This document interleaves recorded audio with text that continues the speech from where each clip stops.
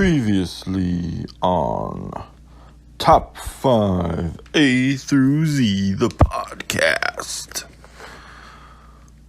Hi, I'm Bill Szany.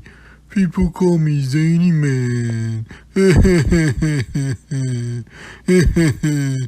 Here's my buddy Pete, Comic Book Pete, and my buddy Tom.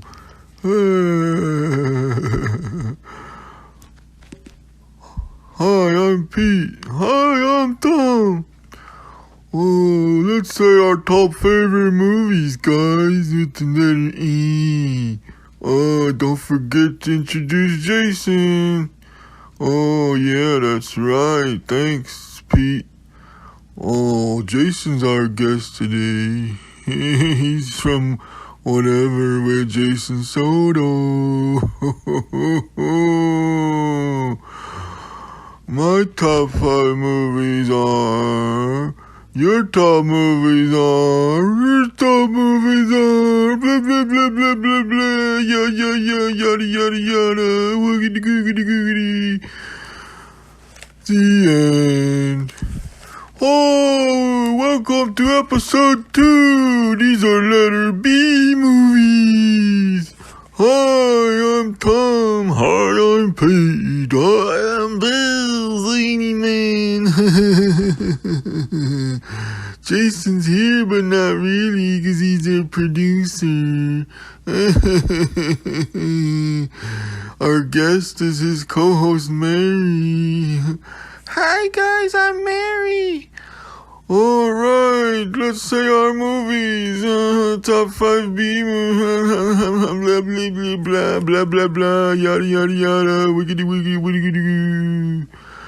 Hey, everybody, welcome to episode 3, letter C movies.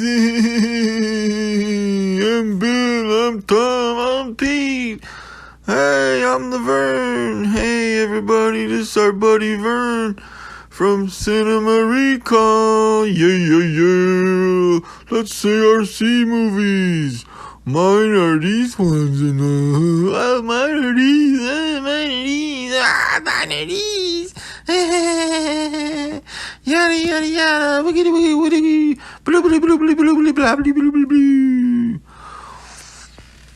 And now,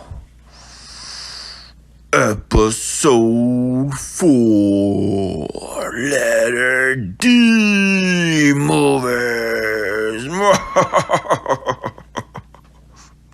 Top 5 A through Z. Top 5 A through Z. Top 5 A through Z.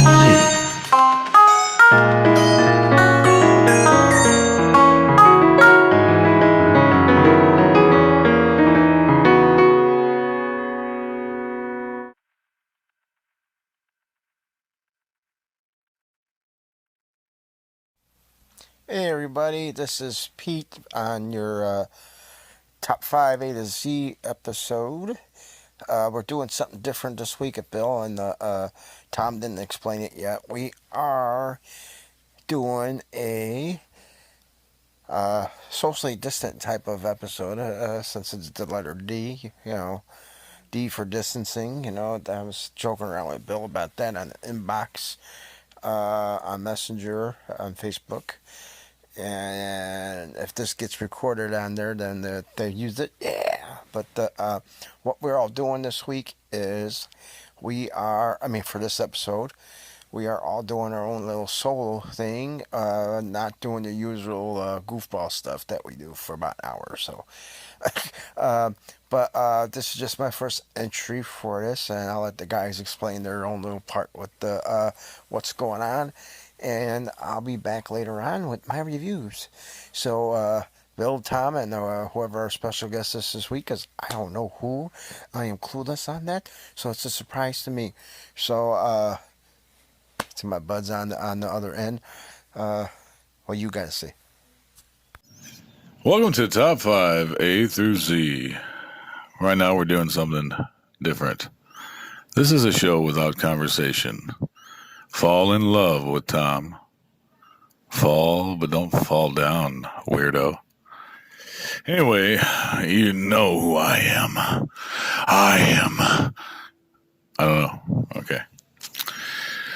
I'm from Chicagoland, Northwest Indiana, planet Earth, and I'm here with you this evening.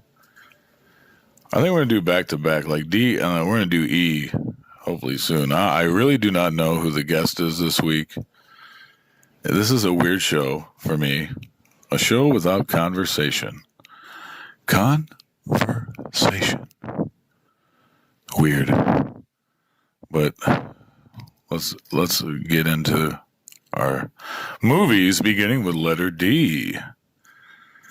Top 5. I'm beginning the show with Dune. It's a 1984 film. The 88 version came out, I think it was longer than the 84. But I don't know. The sleeper must awaken. He who controls spice controls life. It's a pretty cool movie. You'll have to like it because they're coming out with another one. It's kind of like a updated version. The release date for the new one has been moved because of everything, I guess. I don't know. The first one, I mean, they moved it a year up or 11 months. Let's see, Dune 2021, that's set to be released right now unless they move it October 1st, and that falls on a Friday. So check it out. It has a lot of, it's a great cast. I'm going to read something for all my fans and everyone tuning in. Let's see, Dune. It's based on the guy who wrote the book. His name is Frank Herbert, I believe. His son might have written a few or writes. I don't know. But the movie, it's in the year 10,191. A spice called melange is the most valuable substance known in the universe. And its only source is the planet Arrakis in the desert. Dude, there's like crazy worm things or something that lives in like, I don't know. It's a crazy movie, okay? A royal decree awards Arrakis to the Duke and bitter enemies, the Harkonians, and the Harkonians want it back. So they call this guy, the 84 version, Kyle MacLachlan, I think. He plays Paul. I don't know who's playing Paul in the new one, but it's going to be pretty tight, I bet. Definitely check it out. But they want to free the control of the planet and its spice. It came out December 3rd, though, for anyone who trivia buffs. 1984. That's my number 5. It could be number 1. I think Comic Book Pete or a lot of people probably have that as a number 1. But the letter D, to be honest, there's so many movies beginning with the letter D. I mean, I know they don't want conversation, but I'd be here all night and all day and forever talking about movies. Okay. But I'm not going to. That's number 5, Dune. Hello. This is Jason Soto, the host of Whatever with Jason Soto, a comedy podcast, which can be found on Spotify, Google Podcasts, Anchor, anywhere you get podcasts from. And I am also the producer of this very podcast you are listening to. And I have been asked to fill in the guest role for this episode. So I will be doing my top 5 favorite movies that begin with D. And with that said, let's go ahead and start with number 5, which is going to be Dirty Dancing. Dirty Dancing is a 80s movie starring Patrick Swayze and Jennifer Grey, and it's a film that takes place in the 60s, I think, somewhere in the 60s, I believe. I don't remember. I think it's the 60s. And it's about Jennifer Grey's and her family is vacationing at the Poconos. I believe it's the Poconos. And she meets Patrick Swayze, who's a dancer at this place. And she starts falling in love with the guy and starts getting into his life, which is full of debauchery and all kinds of crazy shit. And so she ends up learning about dirty dancing, if you will, which is just basically grinding your hips onto a girl. But anyway, the movie ends up being about abortion, which I don't think a lot of people realize that when they watch it. Yeah, it's crazy. But anyway, it's a good movie. It's a lot of great scenes, great dancing scenes, a lot of great music from the era, from the 60s. Yeah, I really love it. So my number 5 is Dirty Dancing. And now, everybody, this is my number 5 film. My impersonation of Tom is not working, but anyway, he's probably going, Pete, I'm going to kill you next time we do this. But anyways, my number 5. Bill's probably going, oh God, what has Pete done? But Tom's going, but we're not buddies anymore, Pete. No, but anyways, my number 5 is a Rob Schneider classic. And before I even say the name, as you know, Family Guy really makes fun of him a lot in some parts. That's just hilarious. But this is one of the few movies that's not a bomb of his, because he's had bombs.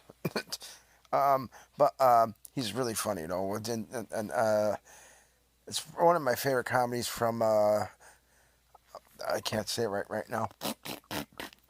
Yeah, tongue-tied. I even get tongue-tied when we're not live, and not live, but when we're not doing this all together. So yeah, Happy Madison, which is good old Adam Sandler's company, and this was one of the first movies from that company. I mean, not first, but Rob Schneider's first solo films, almost. I think. I'm not sure if it's his first one, but it is Deuce Bigelow, Male Gigolo, where he plays a fish tank cleaner that gets fired for going into the fish tank nude to clean it. And so he's babysitting this house pretty much that belongs to a pimp. And he accidentally breaks the fish tank, and he has to come up with money for it. So one of the other pimps, TJ, which is played by Eddie Griffith, a very funny character in that movie too. He has Deuce become a male pimp, pretty much, gigolo, and it just gets, it's one hilarious romp of him going through all these, like being passed around, like a woman on the street, but a guy on the street, you know what I'm saying? And everybody that he encounters in that movie is just something else, and that's why I mentioned the whole big bitch thing earlier. Big bitch. But that's like the funniest part in there. One of them, anyways. There's so many funny parts in that thing, but you can tell this guy has heart. He was always unsuccessful with women, and he's trying to get that way. Try to learn how to be successful with women. I have a personal stake with this because I have a bad thing with women. I'm trying to find me a girl still, but that's a different story. But going back to the movie, yeah. So Deuce ends up falling for one of his clients who has artificial leg, and they end up really hitting it off. But anyways, I don't want to give away too much about this movie. It's just hilarious all the way through. There's so many famous lines in this movie, and I would say this is my number 5 pick for D. And let's see what Bill has, because usually we go in that order. Tom's before me. And hey, Bill, what's your number 5? Hey everybody, it's Bill Zany Man. And here we are with the letter D movies. I have to say that, I don't know. It was so easy to pick letters A and B. C, like, almost drove me into a straitjacket. And, well, D, I immediately picked 5 movies, and I thought I was done right off the bat. Then I kept thinking of more and more and more and more and more and more. And I was like, what the heck?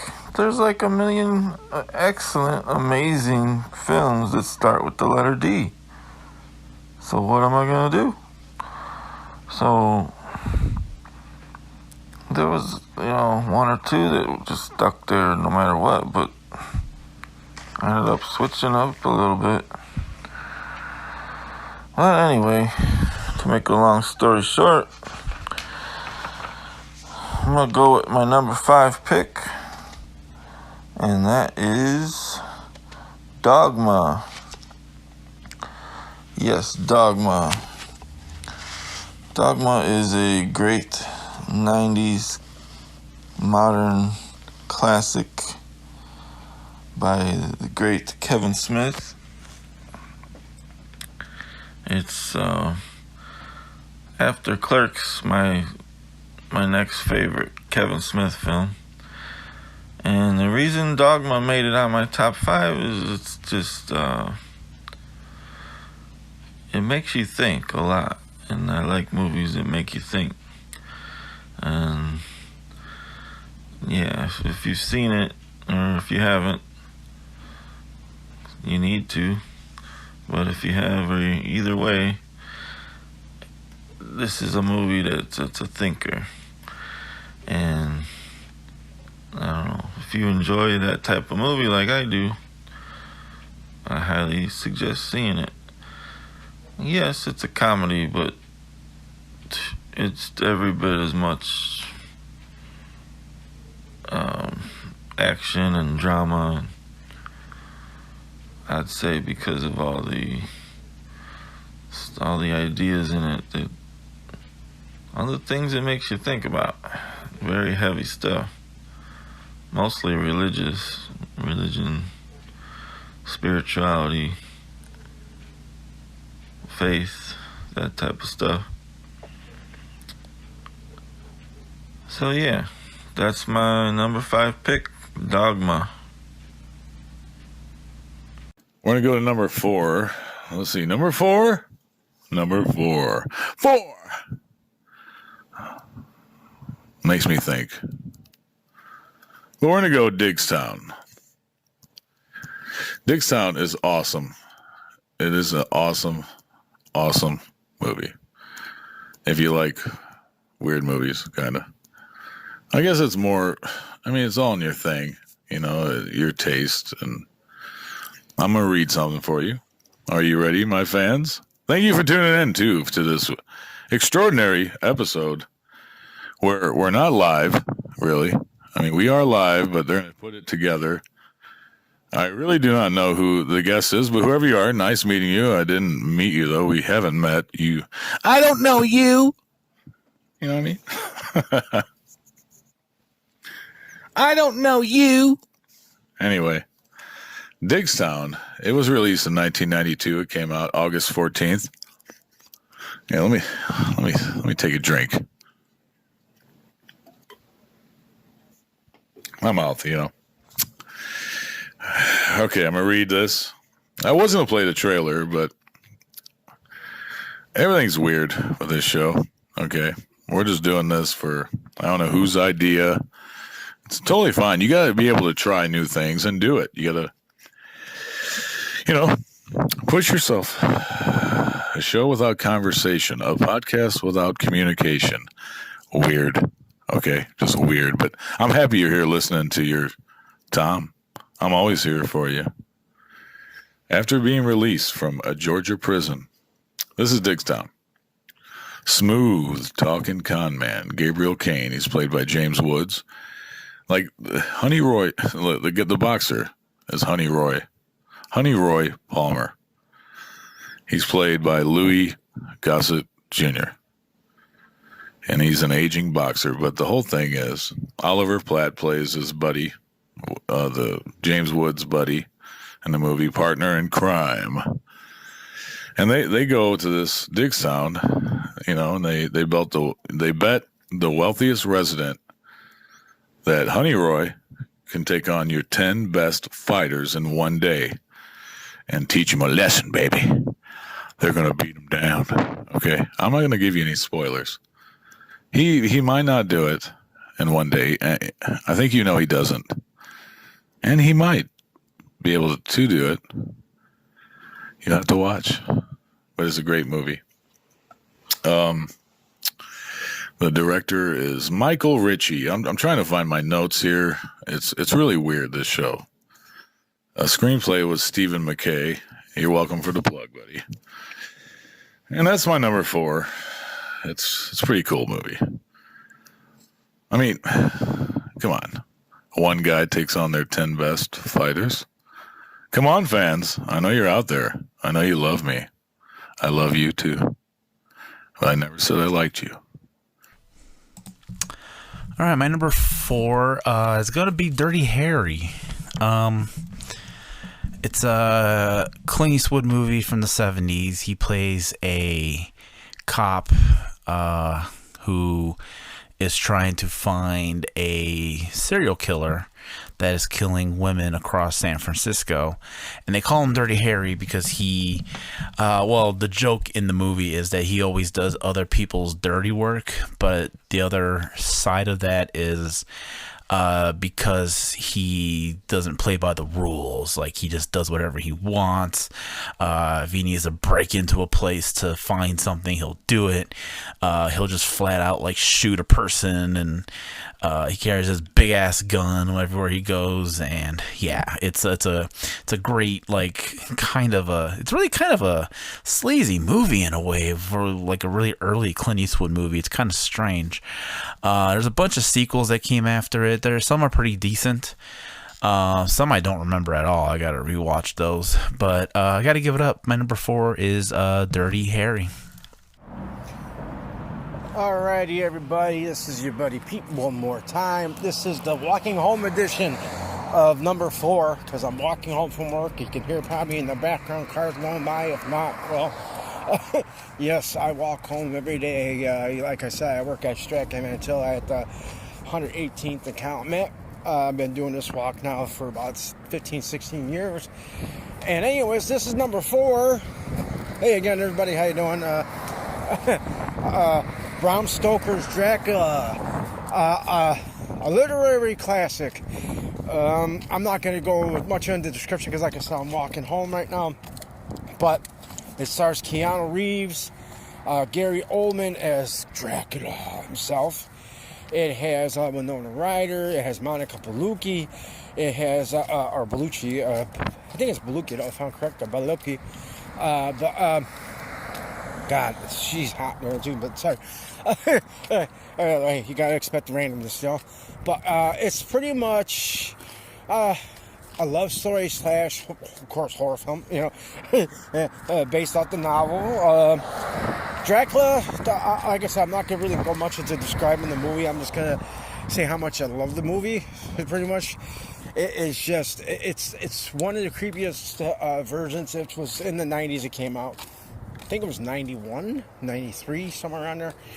But anyways, one of the first R-rated movies that you've seen Keanu in, too. But they were very young, Keanu and Winona on that one. Holy cow. But it's like I said, it's pretty much like a love story between Keanu and Winona Ryder's characters, but you got your Dracula in there too, who is trying to screw up that whole relationship pretty much. You know, like if you all know me, like I said, I say random stuff, and you're probably going, "This guy didn't see the movie at all. He didn't read a book."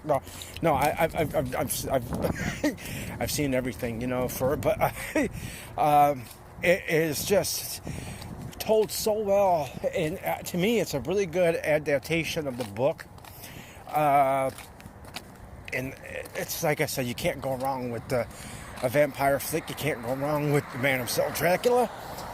And Gary Oldman, man, as Dracula, God, and anybody who's listening to this can agree with me that just, he was a very, very damn good Dracula.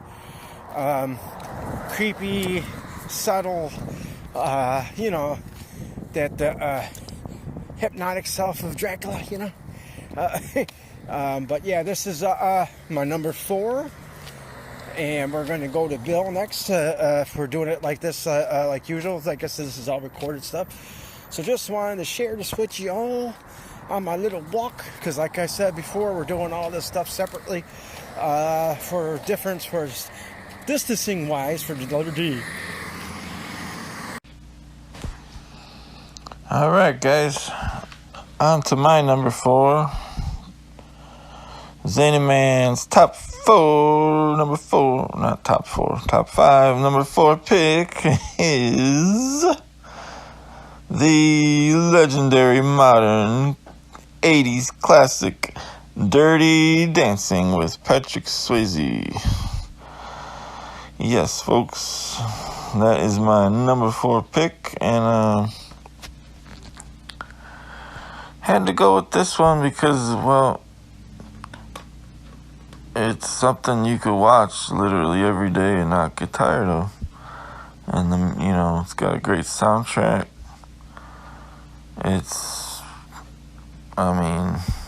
some iconic scenes in there, much like An Officer and a Gentleman, especially the ending scene. Number 3. I could pick a lot of movies, but I'm going Divergent. Please be patient. I have notes about it. Basic notes, but I had more. Okay. Let me see. Divergent, 2014. That's the release date or year.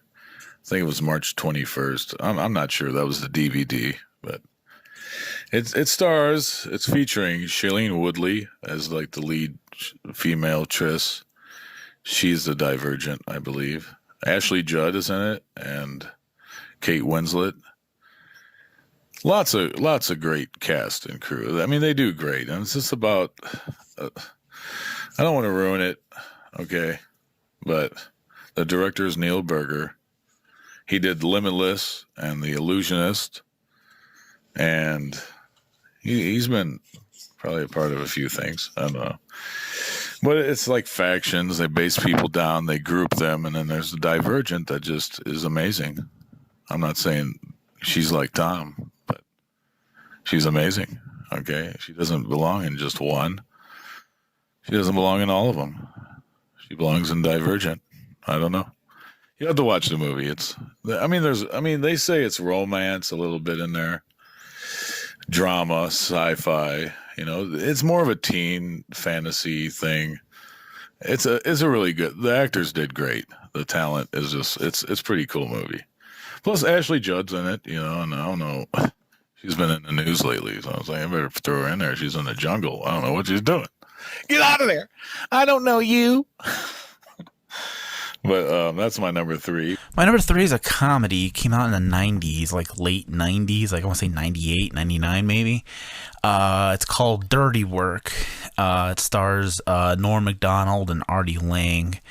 And they're these two kind of slacker guys who basically are just fantastic at pulling pranks, so much so that they make it a job. And so people hire them to like just basically it's just pulling pranks, but it's like very extreme pranks, like leaving like dead fish all over a house, or saying there's a bunch of dead prostitutes in trunks of cars, and putting on a gay porn movie during a family movie, and all kinds of stuff like that. It's friggin' hilarious. If somehow you haven't, it's a little underrated. I don't hear a lot of people talking about it for some reason. But if you haven't seen it, definitely check it out. If you're into kind of screwy goofball comedies, this is a good one. Gets a little serious here and there, which is kind of strange for this kind of movie, because one of the characters' dad is dying and needs a heart transplant, and then there's this whole like plot about finding out the one guy is also his dad. It's a whole thing. It's hard to explain really quickly, but yeah, it's a lot of fun. It's very funny. A lot of interesting pranks. I think it would be neat if there was like a TV show version of this where it was just them doing this like every week. I don't know who I would, I mean, it would be cool to see Norm Macdonald to do it, and Artie Lang's.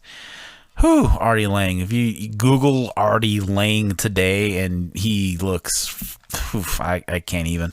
Just look it up. But someone else would have to play Artie Lang's role. That's all I'm going to say. Anyway, my number 3 is Dirty Work.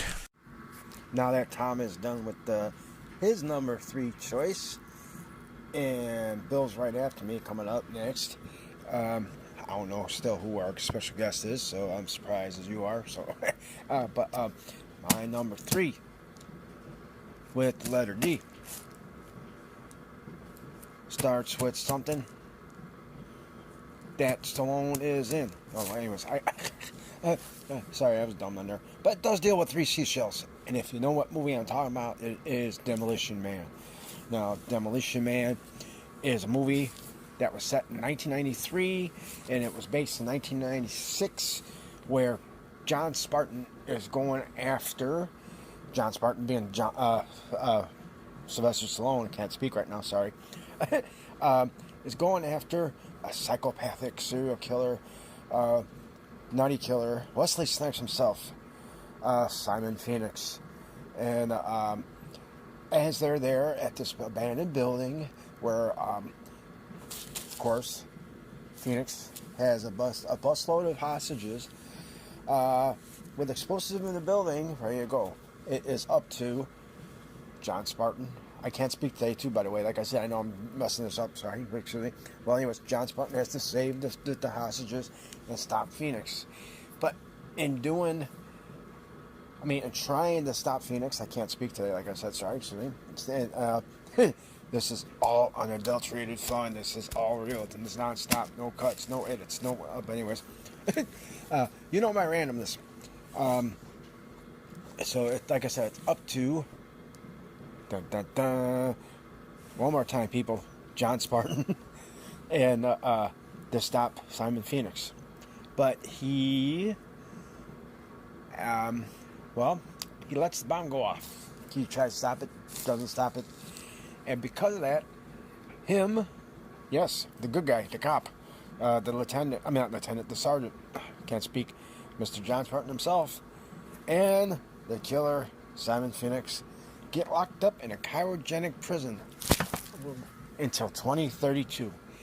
And before they're locked up, though, I forgot to tell you the setting, which is in Los Angeles. So when they wake up, they find out that Los Angeles and a few other cities are all combined in one city, which is now, man, I can't speak today, sorry, excuse me, San Angeles.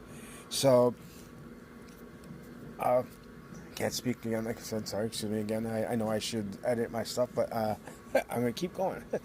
Simon Phoenix is woken up for parole in 2032, and he escapes. So they have to dethaw good old John Spartan to go find Simon Phoenix.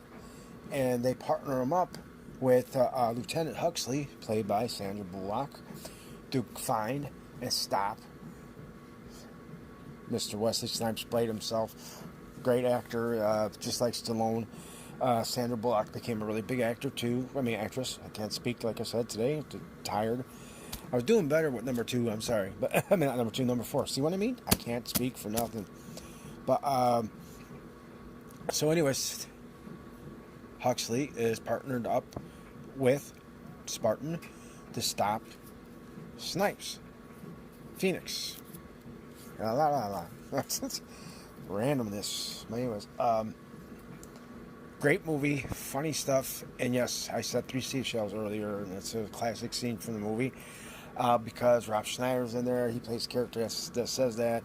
You got a bunch of good actors in this movie too, just like with small roles. You got Benjamin Bratt, you got Dennis Leary, you got Nigel Hawthorne, and It's not uncredited because I think he was credited. Bob Snyder wasn't credited though. Jack Black has a role in there, and I did not know that until I was looking up the notes, and I got to rewatch the movie now to find where Jack Black is at. So, that wrong number call too. That was probably one of the funny parts of the movie. If you know what I'm saying, it's a guy thing. If you don't know, it's a female. Of course, that deals with the scene. But anyways, that is my number 3 because it was a badass action flick. Had some cliche one-liners and stuff and all that, and even though to some it's probably corny, I love that movie. It was great. It was probably one of my favorite times going to theater too. I was just sitting back and watching that. And now we get to go to Bill for number 3 of his choice. And like I said, everybody's probably cracking up at my little screw-ups right now. I usually am better than this. But I will see you at number 2. All right, my number 3 Zany Man pick for the letter D movies is Dumb and Dumber. Yes, Jim Carrey is on top 5 A to Z once again. I cannot get enough of Dumb and Dumber even today.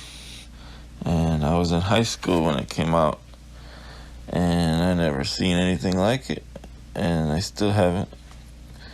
And I love the Farrelly brothers are amazing. This is one of their best movies next to Kingpin and There's Something About Mary.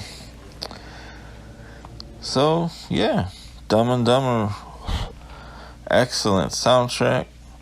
It's funny all the way through.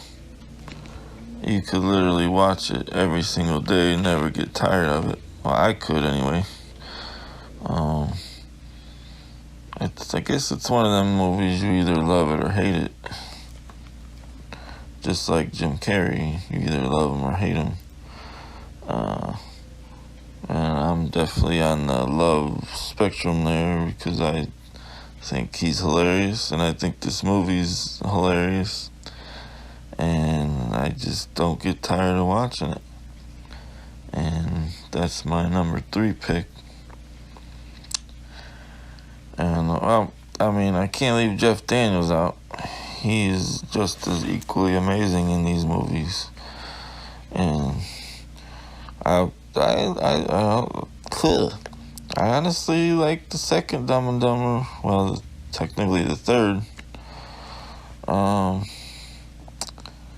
Almost equal, almost as much as this one. But you gotta go with the original. But yeah, these guys together as this team, they're hilarious. And if you've never seen it, I highly recommend watching it. We're going to go to number 2, and that's going to be, just like Digstown came out in 1992, we have Death Becomes Her.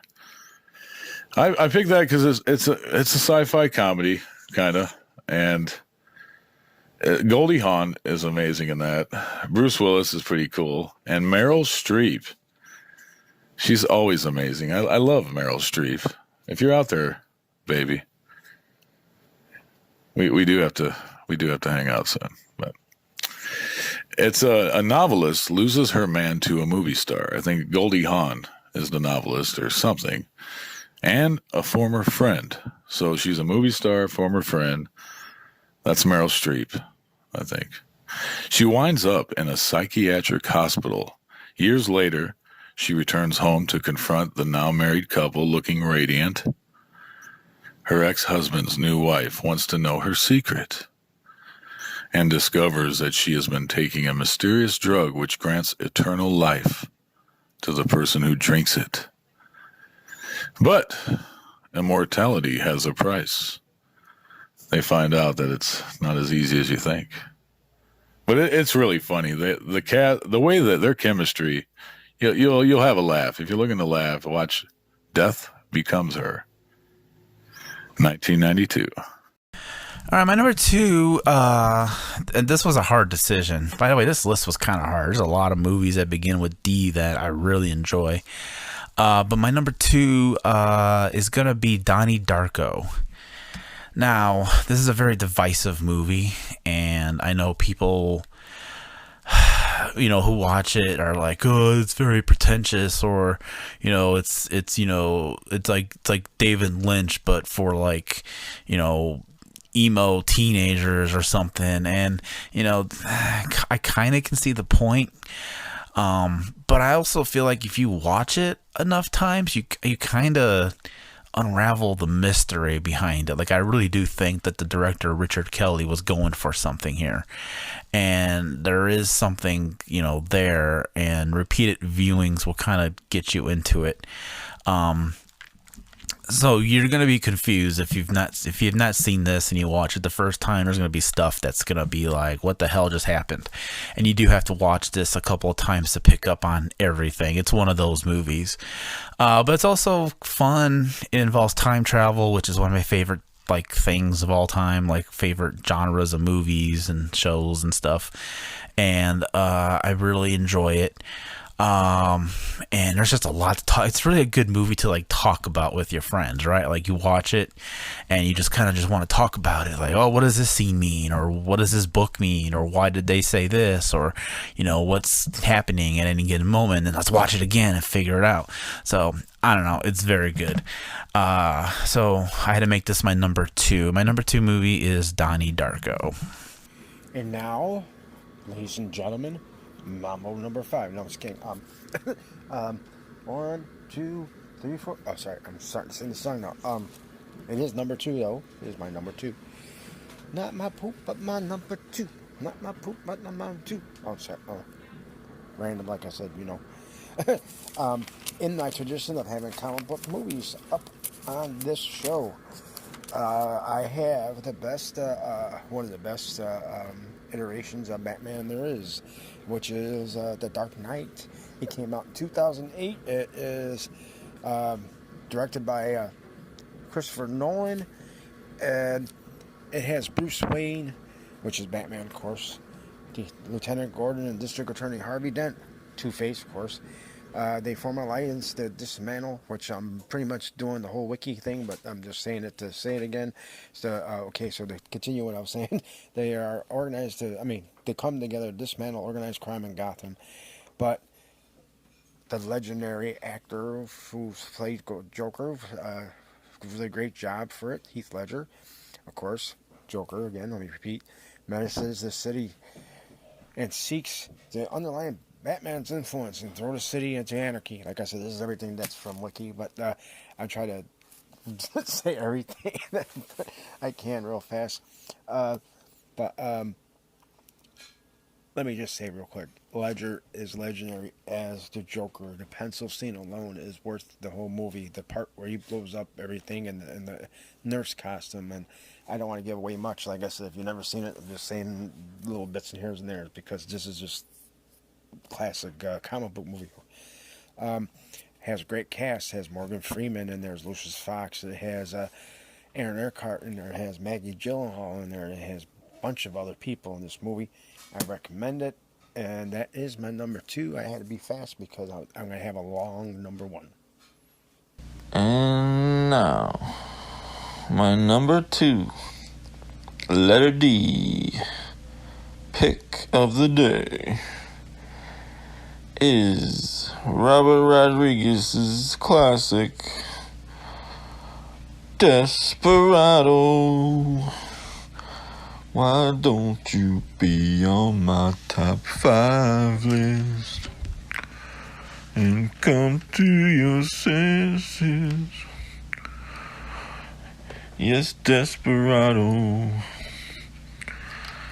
This movie is like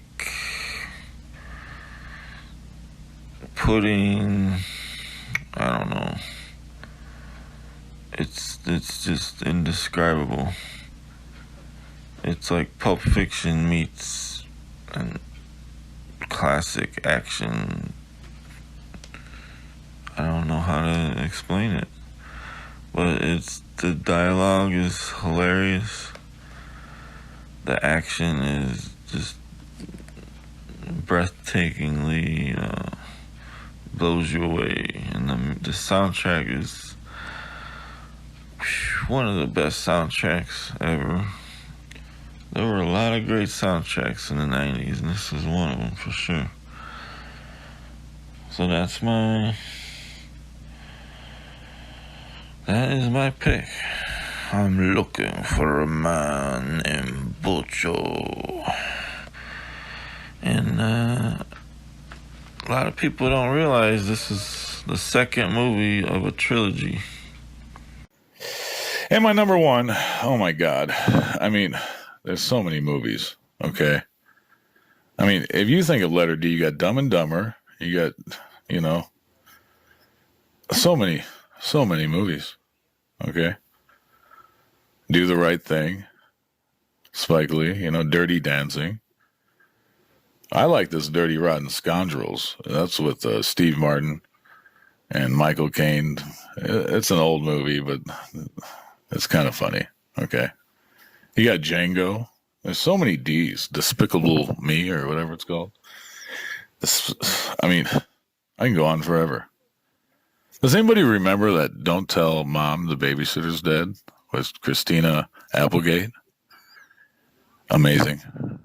But it's that one you have to, I think it's an age one. I don't know.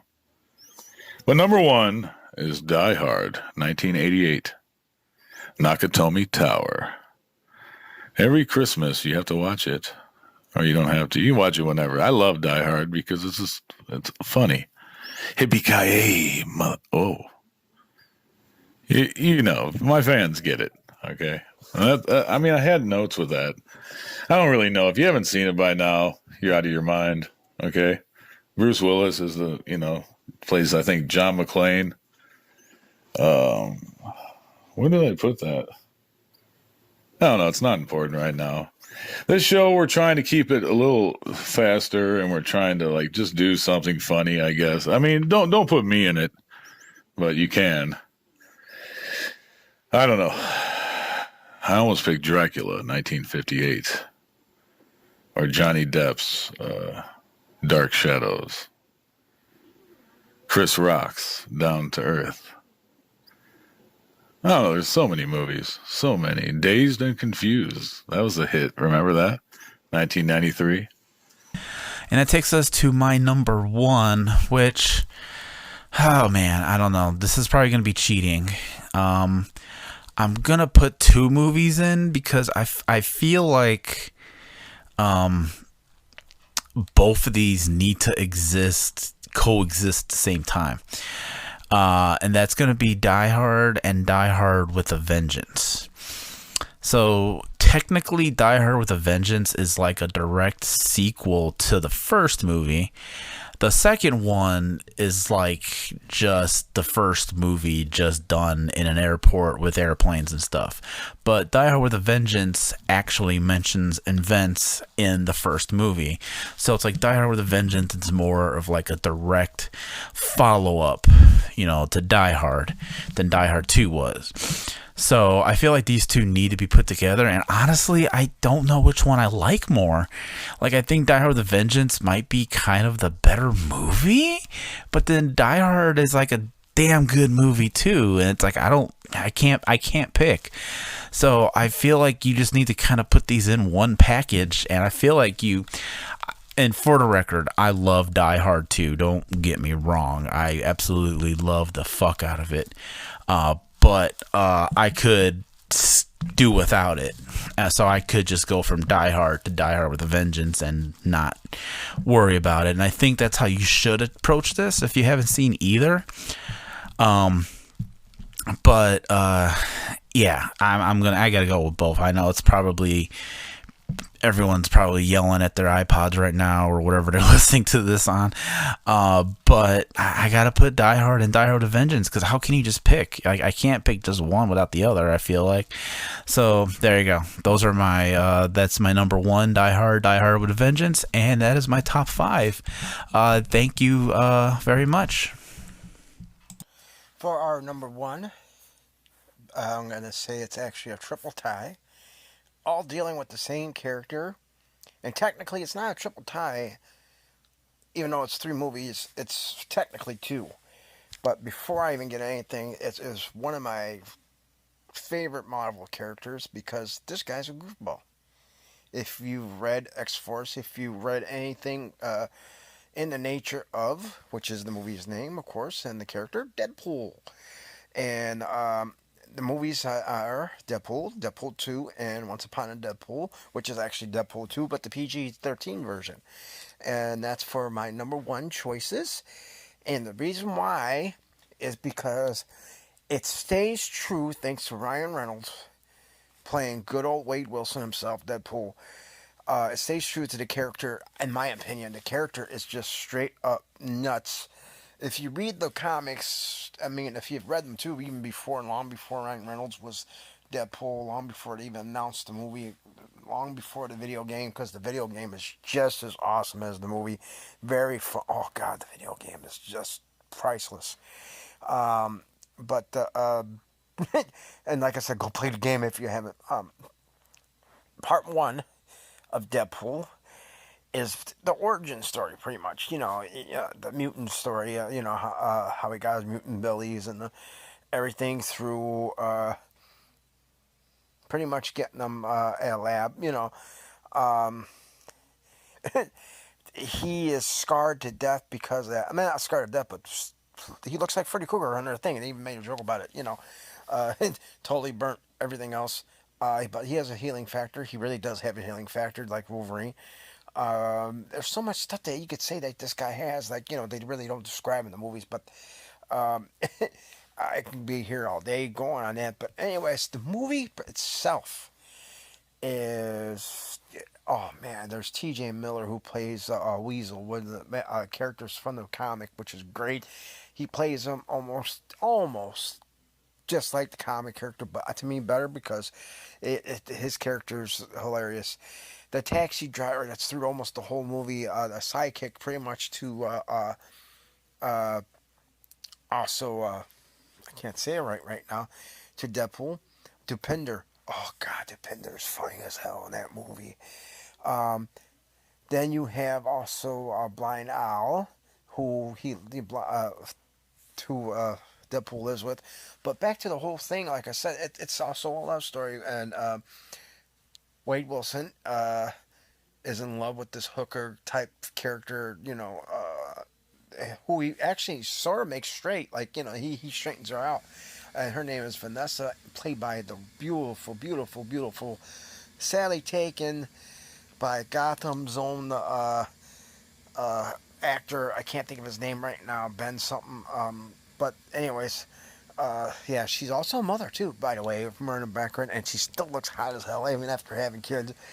But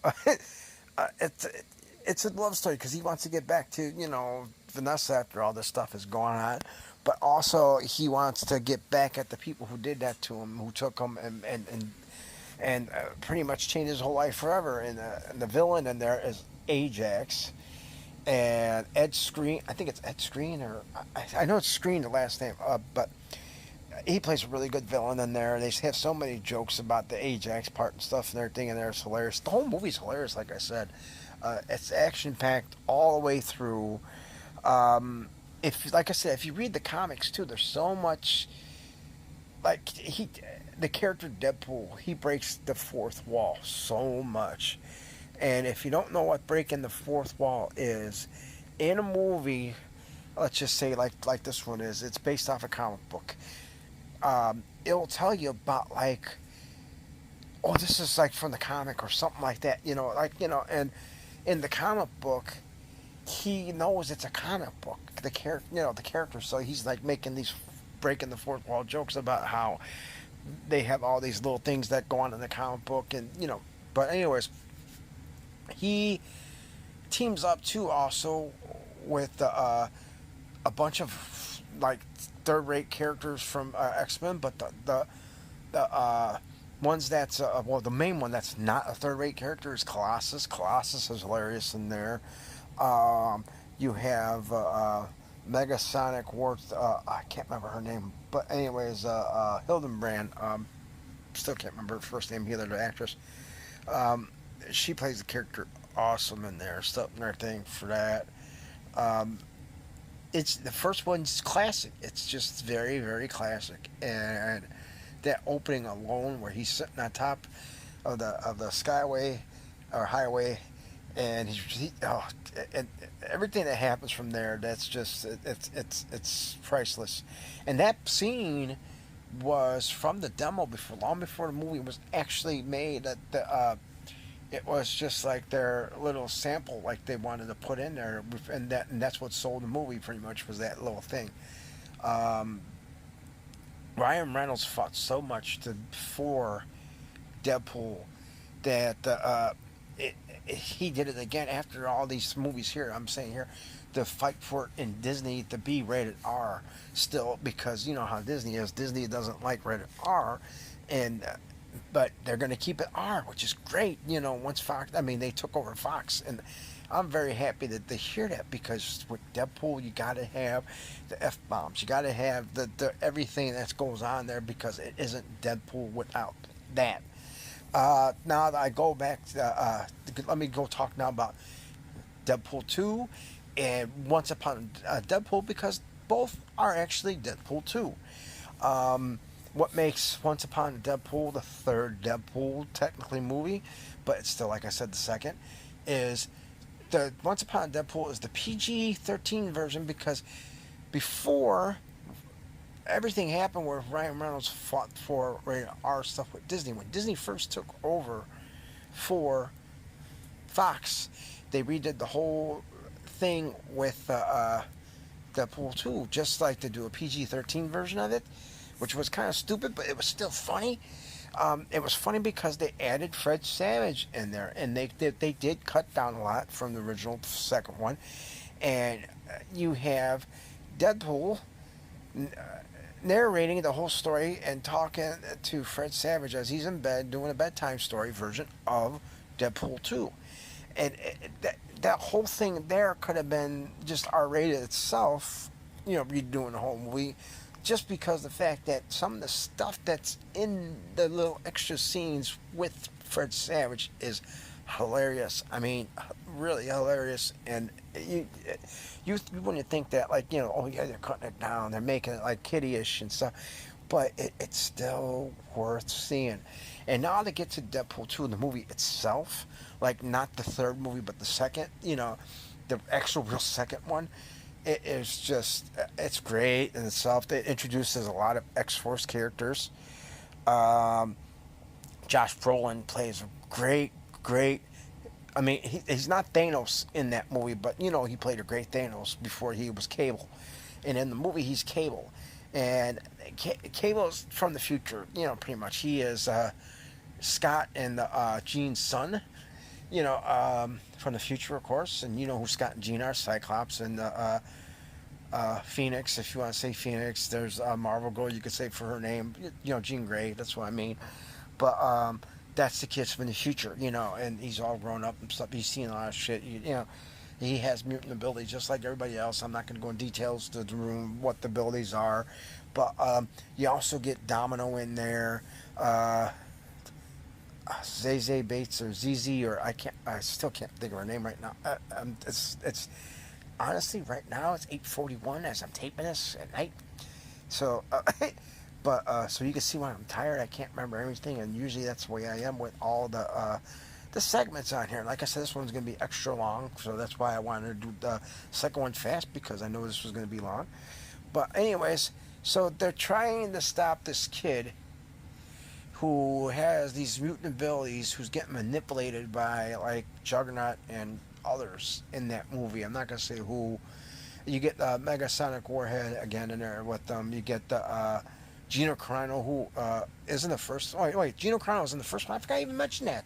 I forgot. I totally mentioned that. Gino Carano plays one of the villains in the first movie. She's not in the second. I don't know why I was thinking that, and I don't know why I said it, but just wanted to point that out.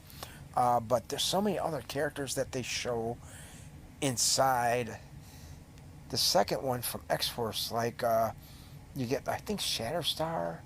You get the oh yeah, Brad Pitt makes a hopefully I'm still recording. Oh, Brad Pitt makes a cameo as one of the characters. I can't remember all the characters' names, but right now because I'm tired, like I said, sorry, and I don't want to give away a lot of stuff. But the guy who plays I mean it's Ryan Reynolds. Yes, Ryan Reynolds plays Juggernaut. It's a computerized CGI version of Juggernaut. But if you didn't know that, that's a little Easter egg for you. That is actually Ryan Reynolds, which amazes me that he plays Deadpool, he plays that character in there, but did a great job. Um, the whole aspect of let me go rewind a little quick back to the other movie real quick. That T.J. Miller as Weasel is funny as hell. He's even funnier in part two. Even Depender is very funnier in part two. But you have those extra little scenes where these stuff, thing like the end credit scenes, and watch the end credit scenes in part two because and he still has the love story of Vanessa somewhat in there, and you'll see what I'm talking about when you watch the movie too. And that deals with a little bit of the area, but it's not about Vanessa in this one really. It's more about the kid that he's trying to save from the faction that's in there. I'm not gonna say what the faction is too. You guys see that what I'm talking about. But the ending itself is cheesy, funny, but it's hilarious. The last few minutes, and then the end credit scenes, like I said, it makes the whole movie even funnier. I, I I can't wait for part three. I tell you right now, part three is going to be something else, especially now it's going to be Disney. Random quick story before I end my stuff on here. And like I said, this is the longest entry. I was Deadpool in the Pierogi Fest parade a few years ago at the in Whiting, Indiana. I had the blast being Deadpool. I was saying some of his famous comic book taglines, like about chimichangas and stuff, and it's something else. Like I said, I got so much love as that character. It's the best character I ever did when I was doing the fest. That was long before I had my eye issues because I do have an eye issue in my right eye. I had two detached retinal reattachment surgeries in my eye, and it's like looking through a frozen door at Strachan. I keep mentioning my job. I'm sorry, but you can tell I like my job a lot, even though I joke a lot about it. I do. But I had too much fun doing that. The kids were so happy. I was going around throwing out that candy, and I just wanted to mention that's one reason why I love the character too, because it made my day, that the whole thing. And I ended up being in a Christian newsletter I didn't know I was going to be in, and somebody goes, "Hey, look, it's you," and my mask was off though. I was getting the taken off in the picture, and I said, "Man, I wish I still had the mask on. I have one picture, but anyways, this is my 5 this week. Hopefully, for the next episode, we get back to normal and we all are together doing this goofy stuff that we do here. I was going to do some random little other stuff on here, like saying questions about like Deadpool and Joker and Batman and stuff and everything, but I think I did good for us being alone this week on our own, taping our own little segments.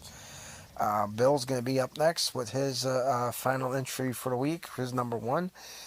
Tom already did his, and our special guest, who I still don't know who, it'll be surprised when I hear this all recorded later on the thing. So just want to let you know. I'll see y'all later. Until we get to letter E in a week or two, because usually it's a week or 2 weeks later.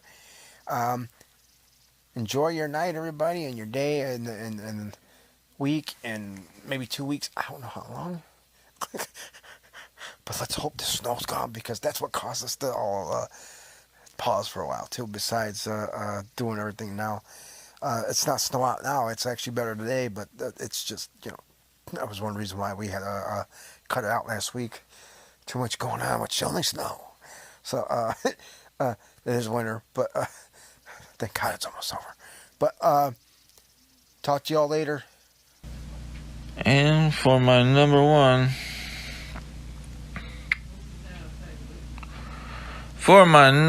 pick, I'm gonna go with Donnie Darko. Yes, Donnie Darko is possibly the greatest movie ever made, and is my number one letter D movie.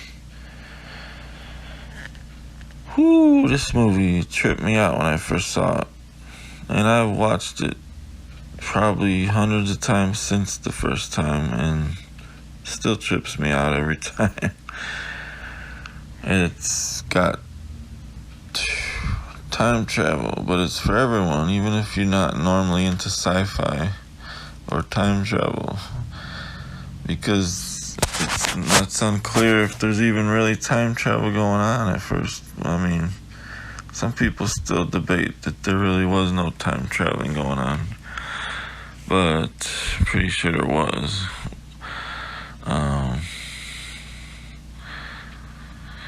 So yeah, I mean, this movie, the music, yes, all my picks have amazing soundtracks. And this is no exception to the rule here.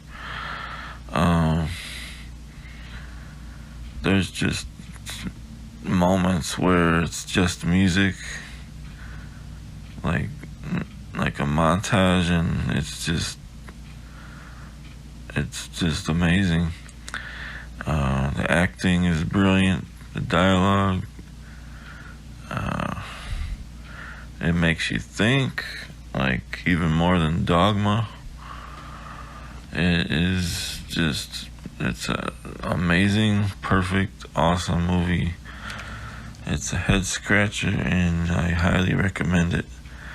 I can watch it every day, and I go through stages where I do watch it every day, literally. And that's my final answer. Alright, now. This has been episode 4. Top 5 A through Z. Take care, folks. This is Zany Man signing out.